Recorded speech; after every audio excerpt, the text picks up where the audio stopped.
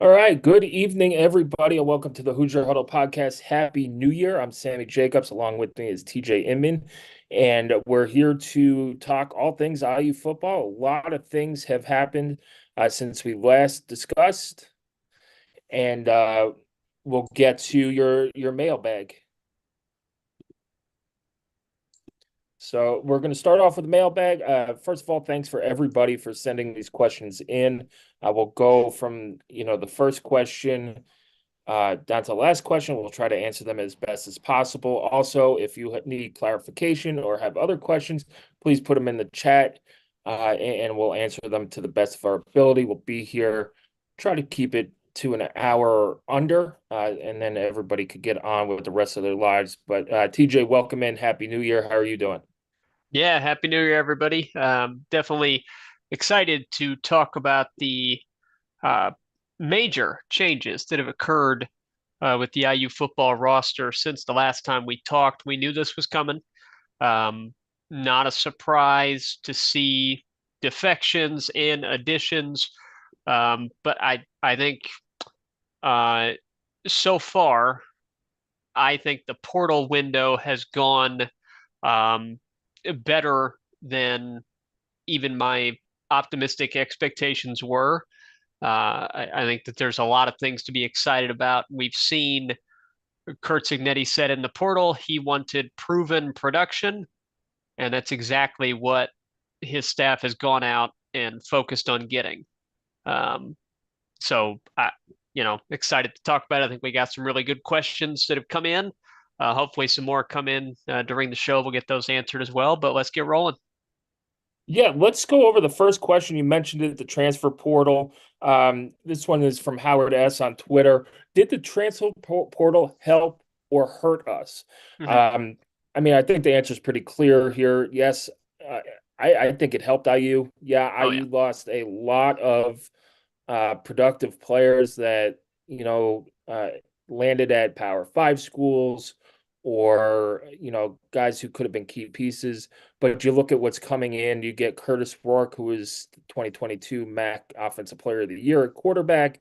You get a couple ACC running backs. You get some speed at the receiver position. You bring in Elijah Surratt yesterday at that receiver position as well. You got defensive help and things like that. So right now, I think if the 247 ranking transfer portal rankings are correct, IU's class as of last night was sitting at fourth in the country, not fourth in the Big Ten, fourth in the country, and so I think it has helped more than it's hurt. Now, will they miss some players like a Zach Carpenter or Matt Bedford? Maybe, probably. Will they miss Jalen Lucas if he decides to go elsewhere, which it looks like it's happening? Uh, Probably, but you're also bringing in a lot of good pieces who could replace those guys. What are your thoughts on that one, TJ? I think it's a definite help when you look at it as kind of a balance sheet. You've got your subtractions and your additions, and I think the additions that IU has brought in have far outweighed the subtractions. Now, um, I do think that one thing that we don't know is which guys do we view as subtractions from last year's roster are now guys that this current coaching staff has decided, yeah, that's not a subtraction. We we don't want that guy on our roster um, for attitude reasons, talent reasons, whatever the case. We don't know that, and we're not going to drag anybody through the mud. Even if we did. Um, so just because a guy has left doesn't mean it's necessarily something that Kurt Signetti's staff views as a subtraction, right? Um, you look at the additions, and I would say that even if Carter Smith, Donovan McCauley, and Trent Howland uh, had entered the portal, stayed in the portal, and gone somewhere else, even if those guys had, I would still view it as an overall upgrade on the roster. The fact that you brought back those key pieces in addition to bringing in all the new guys that they have, which we'll get into talking about here shortly, I think it's a clear help overall. That doesn't mean there's not still some, some spots on the roster that need some attention and have some concern for us. But overall, I think you have to say that going into 2024, the roster is in a much better shape than it was at the end of 2023. Yeah, and there's still work to be done on the roster, and it looks like they're continuing to add people. They just added Jaden McDonald, who's a linebacker out of Troy, Yep. originally went to Iowa and transferred out. So uh, they're still adding pieces, and I know there's a numbers question and all that stuff, but those things tend to work themselves out. And I think you'll see uh, a weeding out process. Maybe somebody doesn't like his coach, Kirk Cignetti's coaching style. Maybe they just don't fit the schemes that they're running and stuff like that. You'll see people who get buried on the depth chart try and go someplace else for an opportunity. Let's get to other questions. This one comes from Jamie Jordan. Um, so thank you, Jamie, for sending them in, and we'll hit all three of his questions. The first one is what are the position groups you're most happy with, and which are most concerning going into spring ball? Yeah. Okay. So I'll start with the most happy with. Um, Now he gave us an out here because he said groups, so we're allowed to say multiple things. Wide receiver, I think is has to be one that you're very happy with. This is the deepest Indiana wide receiver room that I can remember. And it's not just guys that you're hoping can turn into players, because, well, they've got some talent or he's got a good size or whatever.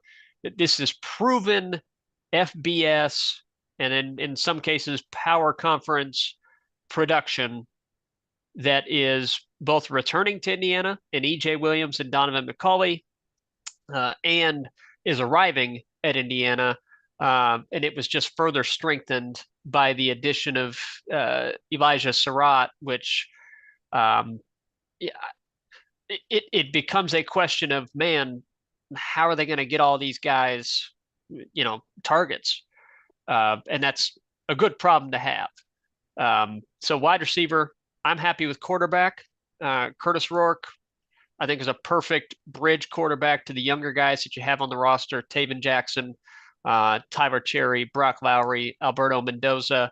I think it's a very good group of. Taven Jackson has some experience, but still a lot of untapped potential to be developed by this new coaching staff. And then Curtis Rourke, ton of experience, and I think he feels, and the coaching staff feels like, a very good fit for this system. I'm pretty happy with running back. I don't know if there's any like top end talent at the position, but I think that this coaching staff has gotten some guys that they trust into the room. You bring back Trent Howland, which I'm pleased with. I really like big physical running backs, which it seems like he had finally tapped into that side of his game. And then one that I think will get overlooked, I'm happy with punter. Um, you know, Bringing back James Evans, proven weapon as a punter. Um, Most concerned with for me, I go on the defensive side of the ball, the defensive line, particularly uh, depth at that position.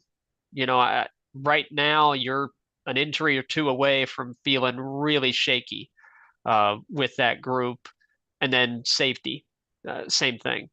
I think you need a bit more depth now. Was that My timing is It was getting mixed yesterday. up? Was it last night or yeah? You bring in two safeties from Old Dominion, uh, both very experienced, proven production. Again, there's that theme that helps quite a bit, but that's a group that um, I think you could use another body there that can give you some snaps. Yeah, the to go back to what I'm most pleased about in the transfer portal is definitely the wide receiver room as well. You bring in some speed, which you needed Yep, um, in the Texas Tech transfer with Miles Price and the guy from Wake Forest, Keyshawn Williams. yep, So you add some speed there. Price is very good at kickoffs as well. And, right. he kind of maybe upgraded on Jalen Lucas. Instead of a guy who could just return kicks, you have a guy who you could throw in the slot. To me, if anybody watched the Under the Hood with Rhett Lewis, it sounds like Indiana will be running at a 10 personnel, which means that they'll have two slot receivers on the field. Right, Um, so, you will be playing with, three or four wide receivers on the field, usually at all times. You should get enough targets for all of these guys.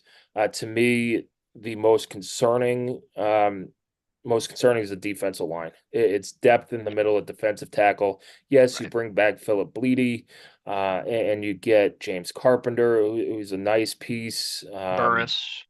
Burris is back and stuff like that. But if you could get another body or two who could play and be your second or third guy off the bench at that position and be productive, that could take your defensive line to the next level.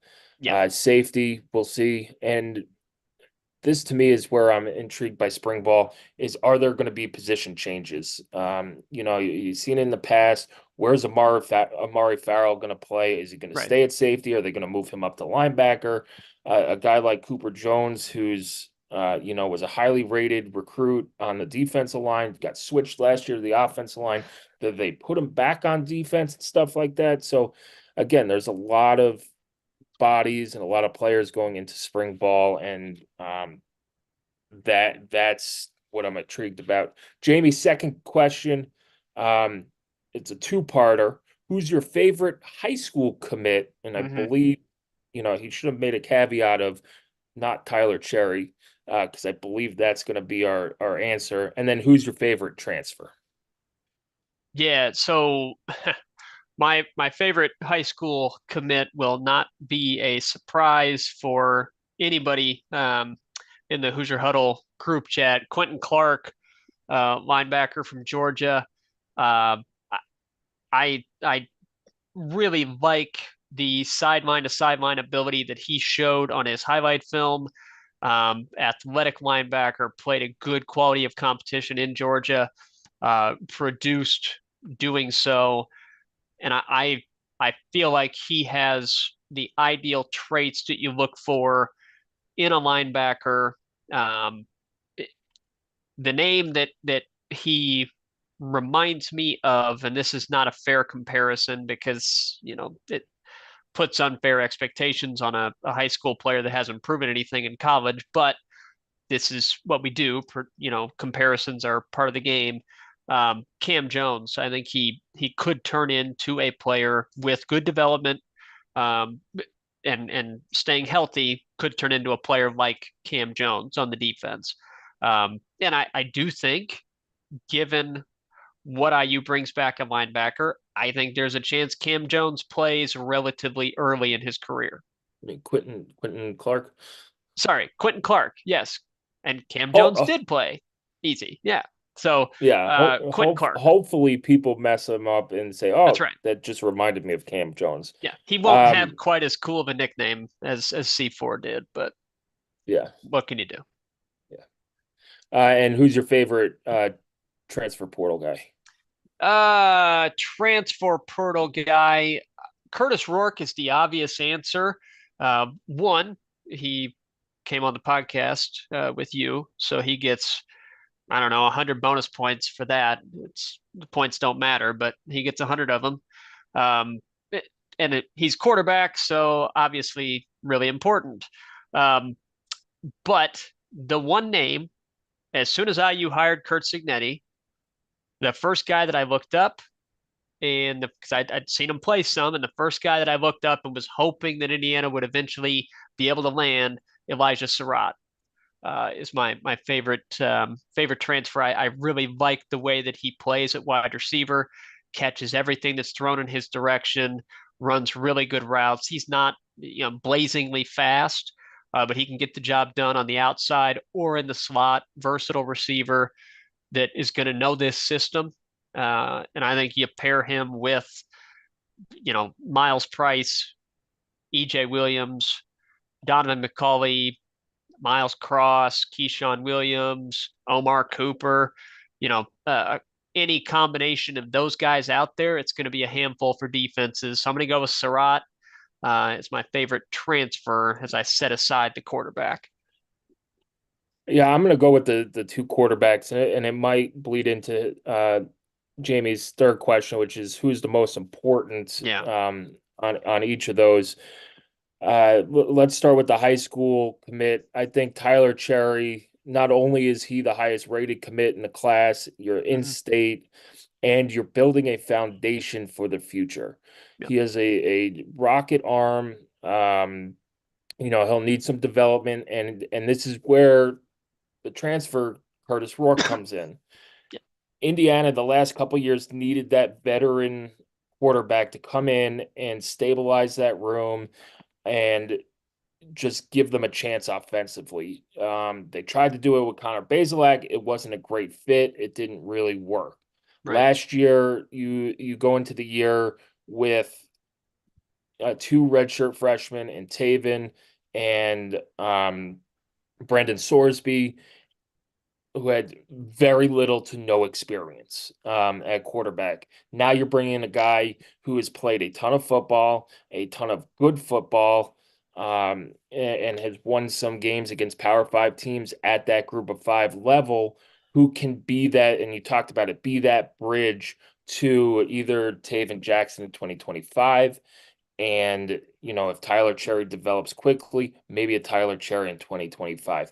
But I think if you're an Hmm. Indiana fan and you're looking at a reasonable target date for a Tyler Cherry, breakout season, 2026. Redshirt sophomore, you've been in the program a couple of years, Right. and things like that. So to me, those are my favorite, but they're also, I think, the most important piece of that. Yeah. And not only the importance of Tyler Cherry as a player, but a very publicly known player in the state of Indiana. Four-star quarterback at a very successful program, Center Grove. Um, the previous staff never really gained traction with him. And, IU gets a little fortunate in that Mike Elko leaves Duke, opens the door for Tyler Cherry to look elsewhere. And right away, he clicks and sees the potential of Kurt Signetti, Mike Shanahan, Tino Sinceri, and they're able to get him to not flip, like see it decommitted, but to essentially change from Duke to Indiana, beating out conference foe Michigan State, for Yeah. that He's commitment. So also an just IU legacy. I believe his yeah, dad yeah, played football. His grandfather played football. It was on the Packers, I believe. yep, And then his uncle played baseball. I have to go into the family history a little deeper, but yeah. there is a lot of Cherry family history at IU. Just from a perception standpoint, that was a big get. Yeah. That was plus, how many NIL opportunities you're going to have with cherry bomb t-shirts or Right. sweatshirts, Yep. or on 4th of July we're going to have, hopefully not him setting off fireworks, but the Tyler cherry bomb. Um so, Hoosiers for good, Hoosiers Connect. It's just email me, I'll send you my ideas. And you can put the check in the mail. So Yeah. next Well, question. I'm going to Yeah. throw my most important in here quickly. Yeah, go ahead. I think Tyler Cherry is the answer. However, Evan Lawrence, I believe, is a future starting left tackle. Um, I think he has the athleticism and the size that you look for as traits to develop. Um, so, you look long-term roster construction, which is very hard to do right now in the transfer portal era, Yeah. but Uh, After Carter Smith, ideally, you're looking at Carter Smith turning into a NFL caliber left tackle, and I can see Evan Lawrence being that next guy. That's a position that's really hard to get out of the transfer portal. It's why it was such a huge deal to get Carter Smith back. Those guys are not cheap if they're any good at all, and to be able to keep Evan Lawrence committed, he got a big bump up in his recruit rating, which doesn't necessarily mean anything, but I think that recruiting analysts see the same thing that the IU coaches did. That's a guy with a lot of tools that you can mold into a really good offensive lineman. So that was an important one for me, just because of what I think it could become in the future, and that's a very valuable position to have. Yeah. Speaking of the future, TJ, Bronson Hayes, thank you for the question. No, it's early, but what are you looking for with the class of 2025 winter and spring visitors? Hmm. And I really haven't looked at the 2025 class yet, but I could tell you what, if I was coaching, what I would look for in terms of needs. You're gonna have to you're going to have a lot of turnover again. You bring in a lot of seniors Yep. and a lot of veteran players from the transfer portal. So you want to build your high school class and start balancing out the roster a little bit. Now it's tricky because the transfer portal and things like that, but um, you want it to be balanced where you're not bringing in a million transfers every single year Right. and that you're using transfers to plug holes. So to me, you're looking for guys who have speed, Big Ten speed, and Big Ten size and things like that. So it's more of, hey, this is the type of guy than the actual guy we're looking at. Yeah. Yeah. I just in generalities, any one specific recruit, I don't have a clue at this stage, but in generalities, I hope you're bringing in visitors that are being pursued by high-end programs. Doesn't mean you're going to get all of them, or even very many of them, but to be able to get those guys on campus, ones that are wanted by high-end programs that you're competing against, I think that's a big deal. And then you mentioned it, speed, um, being able to get team speed at those positions like wide receiver, defensive back, linebacker, and then be able to bring in some impact defensive linemen. Um, that's something that is difficult to find. Um, it, they're hard to get, Yep. but they're really important, particularly pass rushers. Find some guys that have either already proven to be impactful pass rushers or that you have the tools to develop into impactful pass rushers. That's what I'd be looking for, and not just this coming class, but uh, every class is you're looking for those lineman positions and team speed. Yeah. TJ, let's get to some comment questions, and I think we know the answer here. On a scale of 1 to 10, what's our current excitement level for the roster where it currently stands? Assuming that 10 is like you're so excited you're gonna, I don't know, book tickets for the college football playoff or something. I'm gonna say like a 8. Um, we mentioned some of the areas of concern. If there were no concerns, I'd have it at a 10. But for the roster, like an 8. For the program, a 10. I'm as fired up about Indiana football as I can remember being, and that's a credit to Kurt Signetti and his coaching staff. Yeah, I'd say I'm right around there, 7.5, 8. There's still roster pieces that need to put together. Right. Not saying that if I'm at a 10 that they're going to go to the college football playoff, but I'm at the point where it's, hey, let's maybe not make holiday travel plans next year. Yeah. Yeah. We'll get Or into expect. Maybe now's a good time to tackle that expectations question. yeah, there are a Um, couple of them. yeah. Yeah. So the first one came from uh Hoosier man. Realistic expectations for Sig and company through the first 7 games. Also, he asked if it's Camels, Marlboros, or Newports. We do not endorse smoking, so we will go with your favorite candy cigarette brand, which I don't even know if they make them anymore. So So we don't first seven endorse games. first 7 games. Okay. Who, yeah, which is not That'd be through Nebraska, October through, yeah, 19th against Nebraska. Okay. All right. So that's FIU, Western Illinois, at UCLA, Charlotte, Maryland, at Northwestern, and Nebraska. Um, so, we'll break that down into non-conference. The expectation is 3-0. Those three non-conference teams will, of course, have our opponent previews and all that. And hey, one off season can change a whole lot of things. IU is hoping to be, Exhibit A for that.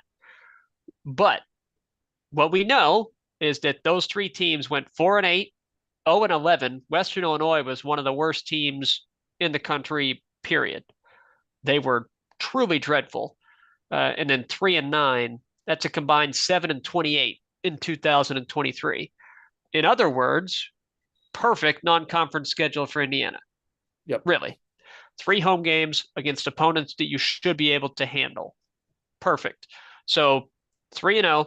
And then your Big Ten opponents during that time at UCLA, Maryland, at Northwestern, and Nebraska. Um, I think that the hope for that stretch is 2-2. Um, I yeah. don't know if I would expect that. That's always tricky. Um, but I would hope to be able to beat Maryland at home.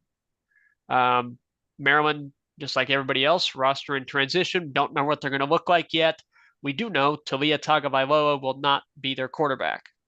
Um, so, there's that.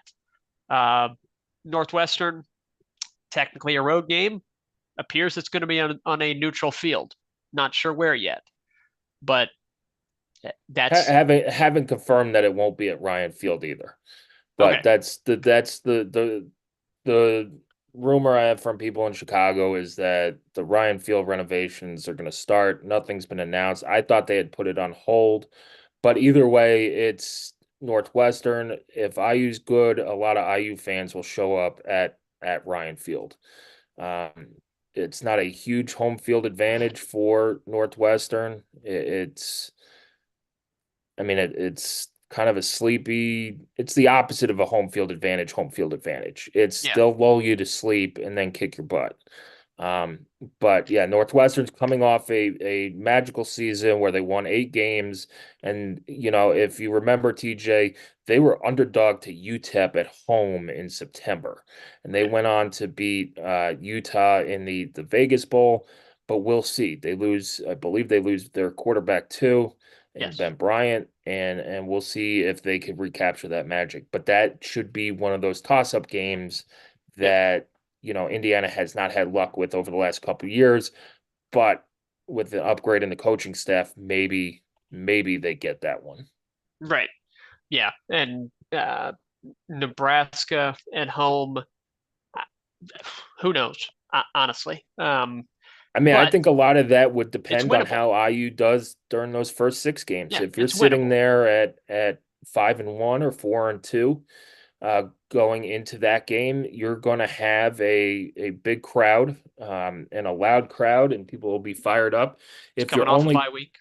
yeah, it's coming off a bye week. It probably, knowing IU and how they schedule, that's probably the homecoming game. Yeah, It's usually that week, so it'll be homecoming. Now Nebraska travels well too, and we'll see what their roster looks like. If you could get out of that with 4 wins, if you go 4-3, I think you feel okay. right. If you could go 5-2, you feel great. If you're Yep. sitting at 6-1, you're over the moon. You're Um, building statues. yes. Yep. Yep. So, Expectation, I think you would set the baseline at 4-3 after 7 games, and anything less than that, you'd feel disappointed. Yes. Yeah, Um, and then I mean for the season, it's what is a from William yeah, Fulmer. It's what is a reasonable expectation for next season.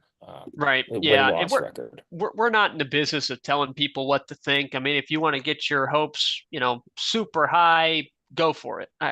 Nothing wrong with that. But if we're couching it with realistic and expectation, not just like hope, for me, it's a bowl game.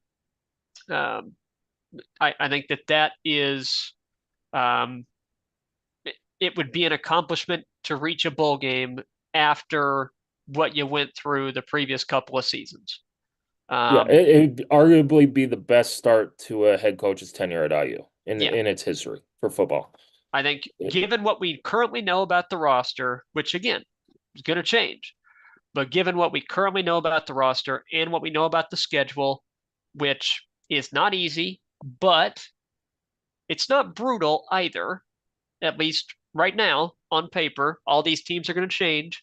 Um, but given what we know, I think that a 6-6 regular season is a reasonable expectation and hope for 2024, and it would really give you, something to build on. Yeah, I go with that 6-6, especially if you could get those wins early. The Right. back end of that schedule, since we didn't get to talk about it, really the back end is Washington at home, at Michigan State, Michigan at home, at Ohio State, and Purdue at home. So no matter what, IU is guaranteed to host the defending national champion Yeah. from 2024, although it could be vacated, but I don't think it'll be vacated by next year Not that if quick. Michigan wins. Yeah. I'd be shocked if it's vacated that quickly. But every team is going to look different Yeah.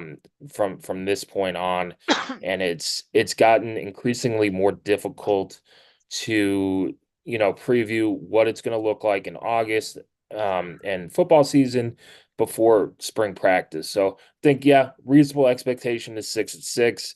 Um, Am I gonna be terribly upset if they go 5-7? No. Am I gonna be upset if they go 4-8? It might be a little bit worrying if you start trending in that direction. Yeah. Um, It, it, but that depends on what it looks like, right? yeah, Um, if it's a I couple mean of heartbreaking it's close losses, that's going to be different than being non-competitive, yeah, against Maryland and Northwestern, and yeah, that's I think that with all the positive momentum and goodwill that you have right now, the big need is getting off to a fast start. yeah, That's you yeah, gotta get off to a fast start because and we've seen it, and I know IU fans are kind of mad at me over what I wrote the last couple of days, which is fine. Everybody's entitled to their opinion, and things like that. But when if they don't win early, the goodwill goes away very quickly. And we mhm, saw that with Tom Allen. And yeah, we've seen that with other coaches, including Kevin Wilson, and things like that. And that was more of a they had more patience with Wilson, I think, or people just weren't on Twitter as much. But you saw it in 2014 and early in 2015 when they were down to, 4-6 or whatever, and almost losing to Southern Illinois, people will turn on you quickly. So yeah, getting off to a fast start, but yes, a postseason berth, and we don't know what bowl season is going to look like next year either. With the 12 team playoff and stuff like that, you assume with the ratings that the Bulls have done that the Bulls are not going anywhere, right, but we'll see. So the hope is, hey, get to the postseason, break that bowl losing streak and start. You know, that's how you build the program. That's another building block yeah, to do that. And I think no, I think IU has figured it out that it's not a single game, a single win, or even a single season that makes or breaks the program, but you've got to start stacking things and stacking good days and good months and building off of that momentum. If you go 6-6 and win a bowl game, that's just another building block in that foundation to move forward. So let's get on to some of the, I don't want to call them less serious questions, but more fun questions, TJ. Um, uh, from Sig and Company, is it possible that the Bison makes an appearance in 2024? Yes, it's possible. It is not likely. Yeah.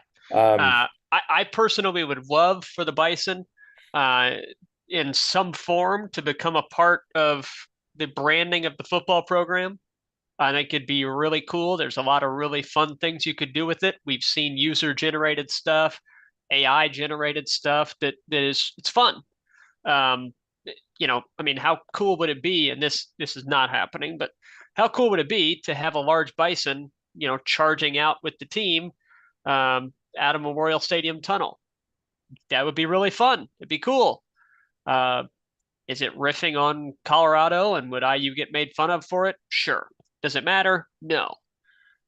It would be a lot of fun, or some type of appearance on an alternative uniform. Again, not going to happen, but it'd be fun. But what I do think is possible to see is that some social media stuff, uh, maybe IU uses the Bison on some social media stuff. I think that's very possible. If I were setting odds on anything more than that, it'd be like plus 5,000 or something. I don't I don't see any radical moves like that by IU's athletic department, but is IU going to roll out a giant toaster and have a Bison jump out of it? Probably not. That's not going to happen. However, okay. and this is going to make Hooperazzi really mad in the comment section.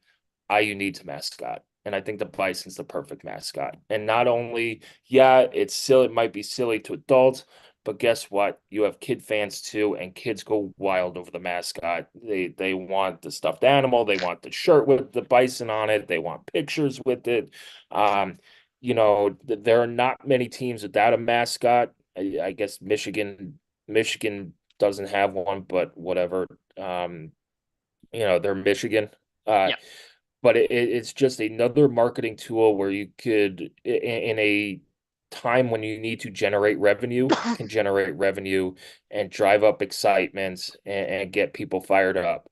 yeah, Did they incorporate it into the intro video? I hope so. Those videos were really awesome during the Kevin Wilson era. Should they put it on a t-shirt? Yes. Um, if they do it correctly with a furry mascot, not a live mascot, right. um, it could work really well. Now, if it's like the old 60s mascot where it's kind of creepy looking, but everything in the 60s was kind of creepy looking, um, yeah, pass. But I think that the opportunities here, even the coaches were putting it out, the opportunity here is, hey, we can make this a thing. Let's bring it Yeah, back. yeah. Get a giant Muppet bison out there. Yeah. Speaking of revenue streams, though, there was a question about naming rights deal for Memorial Stadium. Um, I don't know if I spoke this into existence.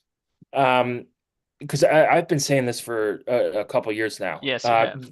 They're not going to rename Memorial Stadium. I No. just don't think you could do that, but you could rename the field. Yeah. Since it is a war memorial stadium, I just there's you gotta honor history and things like that. But the field, you could definitely sell the naming rights to the field, and whatever you could get for it is just another. It's like icing on the cake. It's bonus money, Yep. and stuff like that. It was the same type of stuff when they rolled out the suites this year. If you can make 250,000 or something a year on that, that goes. That's money. It's found money you didn't have. Right. Now, who will do it? Will it be Mellencamp Field at Memorial Stadium? Do they honor Bill Mallory and make it Mallory Field at Memorial Stadium? Cook. Um, Cook, something like that, Yeah. or whatever. Purdue Stadium, and it's Bob Rohrman Field or Rohrman Field. Even Ohio State, it's like Safe Flight Field at Ohio Stadium. Everybody does this. So it's another opportunity to increase revenue. Do I think it's coming down the pipeline? I'm not 100% sure. I really haven't heard anything official on it, but it is something that needs to, I think, be explored, especially the way college athletics and college football is going. And more on the revenue, there's another question. When do you think Scott Dolson will announce a Memorial Stadium project? Uh, well, um, I don't have any inside information on this, but um, just based on rumor that and buzz that was talked about even prior to Tom Allen being fired. I mean, we kind of think that there might be plans discussed in place, whatever. Um, I, I guess the timeline that I will guess at is that something is announced prior or during the 2024 season, and that work on whatever that's going to be begins right after the last home game of 2024, which would be November 30th, with the hosting of the bucket game. Um, that would be just a speculation guess on a rough timeline for whatever projects it is that they're going to do. Um, whether that's, upgrade press box, concourses, um, restrooms, whatever. Um, I think that anything occurring actual project wise for the 2024 season is not going to happen. But you might see something announced, to just continue that positive momentum about building the program and being serious about the program, and then work beginning after the season ends, maybe. Yeah, there have been rumors for a couple seasons now that Yeah, their plans, there might be plans, they're waiting for a coaching change. I think with the um, with the momentum of the program right now.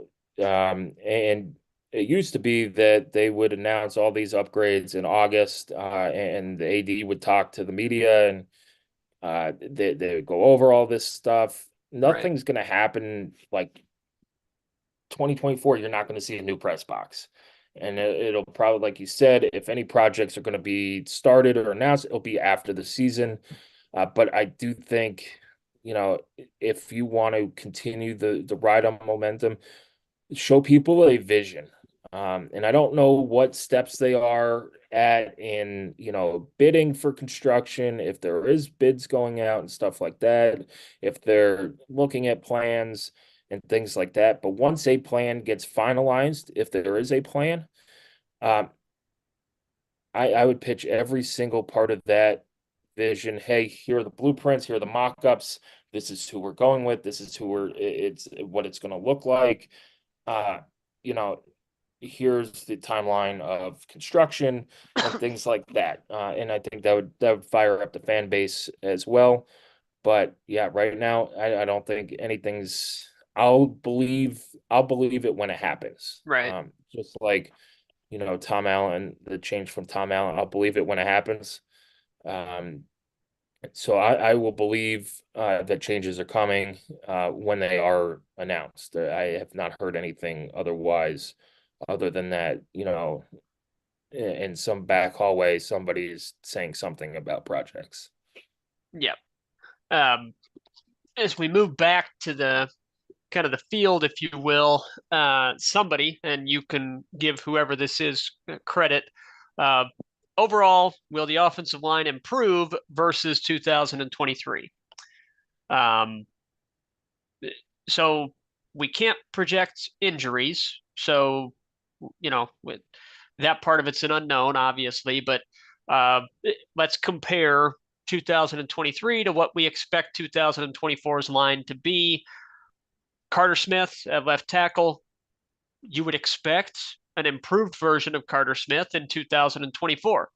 Another year working with Bob Bostad, another year of physical development, another year of experience. You'd expect an improvement. Uh, Mike Kadick, again, another year of experience, another year of working with Bob Bostad. He's back as well. So that's two starters that you would expect would improve their level of play at least a little bit from year to year. Um, After that, you're comparing the whoever's going to be starting to what you had in Zach Carpenter, Matt Bedford, and Khalil Benson. Um, are you upgrading on those three guys? Uh, I think that at center, it kind of seems like that's going to be Mike Kadick. Um, might not be the case. It might be Tyler Stevens at center. Um, or maybe Bray Lynch steps up and beats those guys out. Who knows? Um, but you are going to have a different center. Zach Carpenter gone, and then the right side of your line is going to be different. Um, I think Trey Wedig is going to start, and Nick Kidwell, if he is healthy, is going to start. So, how do those guys compare to Bedford, Benson, and Carpenter? I would be lying to you if I told you that I could adequately compare them. Um, I think that I will just take the average and say that Wedig is an upgrade.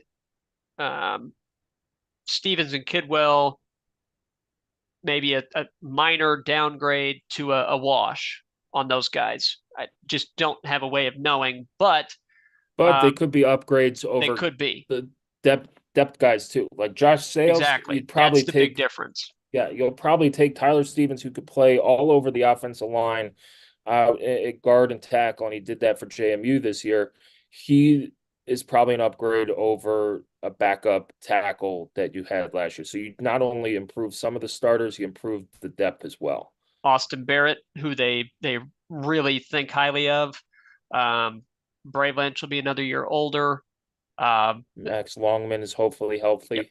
Max Longman, another versatile piece that you could play, you know, either of the guard positions ideally. It's probably where he would slot in.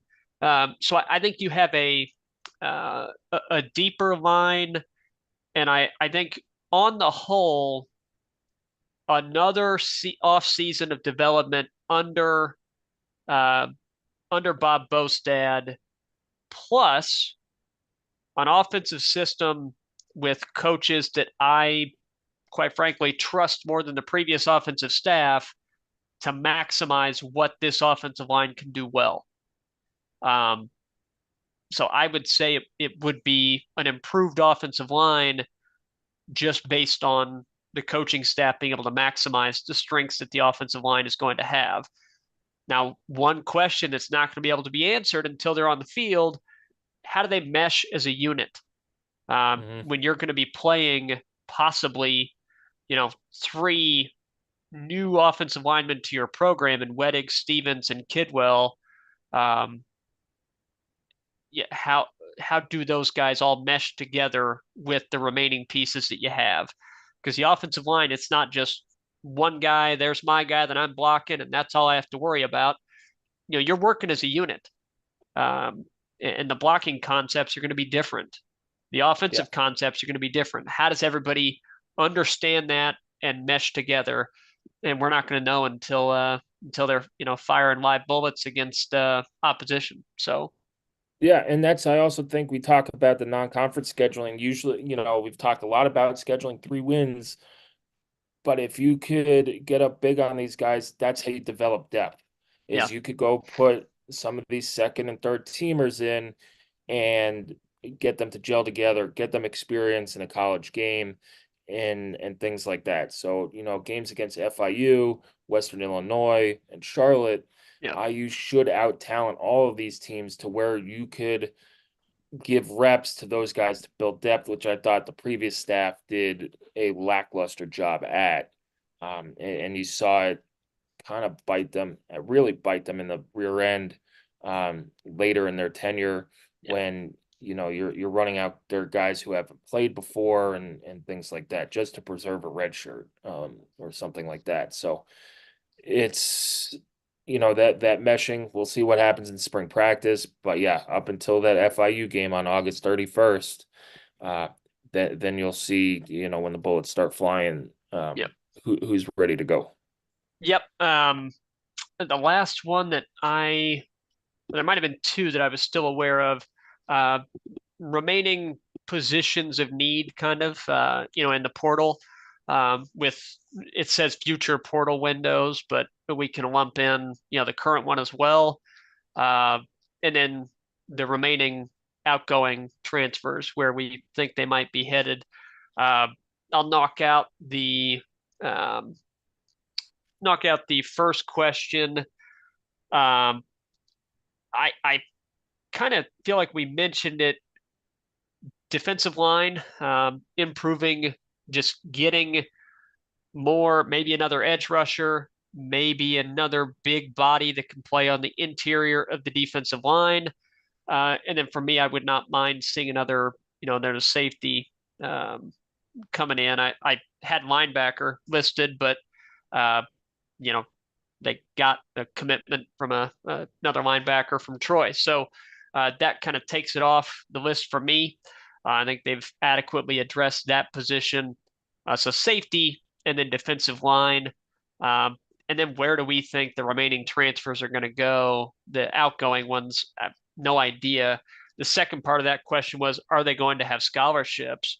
Not at IU, they're not. That's Um, a when you, risk that they yep, take going into when the you enter the portal. portal, uh, you forfeit your right to a scholarship. The school that you are transferring from can take you back, as we've seen with a couple of guys here. They don't have to.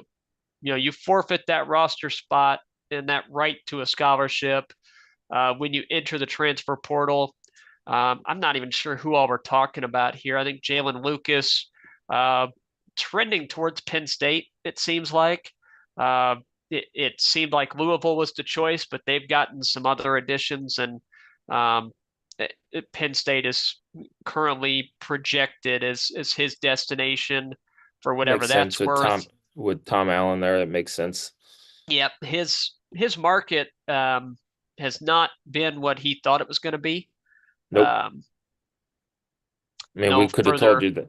no That further that's comment there, I Yeah, suppose. But that's a discussion for another podcast. yeah, TJ is, uh, the danger of entering the portal, who you're yeah, listening to, yeah. and things like that. Being Because a guy honest like about your value.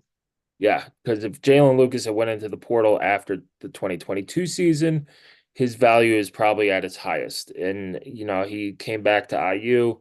They tried Well, to make him a feature part of the offense, and he showed that he might just be a really, really good kick returner. yeah, a man Um, without an offensive position. yeah, He's which, he's just not. He needs to be a slot receiver, and he's not. He's not a good route runner, and he doesn't really catch the ball that well.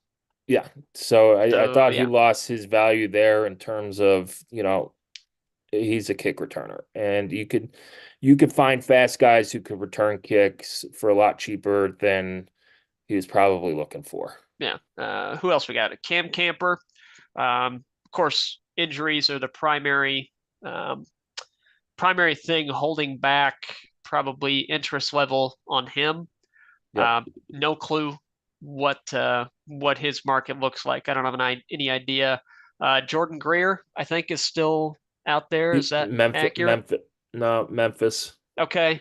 Yeah, so there's not a whole lot left outgoing wise that are still out there looking for spots. Still, if we're talking about Jalen Lucas and Cam Camper, will they have scholarships? Probably. Yes, yes. Like Jalen Lucas is going to have a scholarship at a Power Five conference program. Um, Cam Camper, I don't know if it'll be Power Five level. I don't know. Um, if he was if he can prove to coaches that he's currently healthy or will be healthy by the time the season starts, I would think that a group of five conference team would look at what he could potentially do and use a spot on him, give him a scholarship. I certainly Yeah, hope so. he's a low risk, high reward Yeah, type of guy. You start talking about things like it's free agency signings, and that's essentially what it has become. yeah. But Cam Camper's like that pitcher who, has shown flashes of being really good, suffered an arm injury or two, and you just take a flyer on him and hope he gets back to form because Yeah. he's really, really good when he's playing And he well. throws like 80 innings a year. Yeah. And yeah, yeah, yeah. Hopefully, I mean, look, I really hope that it works out for Jalen Lucas, for Cam Camper, for, you know, everybody. I mean, we have no reason to root against them.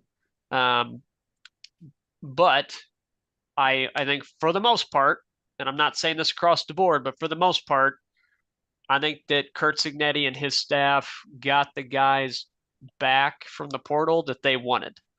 Um, and they're bringing in guys that they feel more comfortable with to improve the roster moving forward. So, um, we'll see. I'm not aware of any other questions if you are, but that was an awesome hour. I hope people enjoyed it. Yeah, it was great talking IU football, getting to interact with the fans. I know 4 o'clock on a Friday is not the ideal time to do a live show, but we've had some good interactions on the podcast and the chat. So thank you all for joining us and things like that. Yeah, we'll certainly So do it again for spring ball or something like that, pre-spring or post-spring, whatever. Yeah. yeah, and you could always catch a replay of the podcast on Spotify, Apple Podcasts, Amazon. I learned that you could listen to us on Amazon this week too. So hit the like button. Appreciate the comments and things like that. So a lot to be excited about IU football going into spring practice. Not really an off season anymore with all these transfer portal announcements and things like that. There could be more coming up in the next couple days, but we will see, and we'll be back. We'll be back before you know it with spring football previews and things like that. You can follow us on Twitter at Hoosier_Huddle and keep coming back to HoosierHuddle.com. Thank you, TJ.